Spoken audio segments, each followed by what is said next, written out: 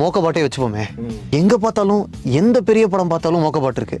புஷ்பால இருக்கு, பீஸ்ட்ல இருக்கு, விக்ரம்ல இருக்கு. இல்லைங்க, சி ஃபர்ஸ்ட் ஆஃப் ஆல் அதோட ஹிஸ்ட்ரி தெரிஞ்சுக்கணும். ஸோ பேசிக்கலி என்னன்னா, there is a film call Gravity. படம் எடுக்கணும், கதை எழுதிட்டாங்க. Okay, of course it's a space film, it has to be shot in a studio. Okay, they want to make everything anti gravity. இப்போ இந்த டைரக்டரும் அந்த சினிமாட்டோகிராஃபரும் அந்த ப்ரொடக்ஷன் டிசைனரும் எப்படி பண்ணலாம் அப்படின்னு யோசிக்கும் போது they came up with this idea of using industrial robots. ஒரு காரை வந்து ஒரு 10 நிமிஷத்துல ஒரு ரோபோட் போய் மேனுஃபேக்சர் பண்ணிடும். It takes a 6 degree of freedom.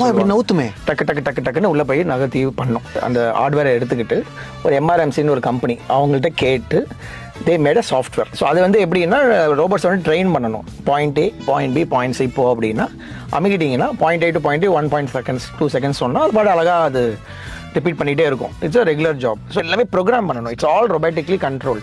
இது எல்லாமே ப்ரோக்ராம் பண்ணிட்டீங்கன்னா எவ்வளோ டைம் வேணால் நீங்கள் எவ்வளோ டேக்ஸ் வேணால் எடுக்கலாம். எக்ஸாக்ட்லி நீங்கள் நினச்ச அந்த ஒரு ஸ்பீடு ஆன்டி கிராவிட்டி கிடைக்கும்.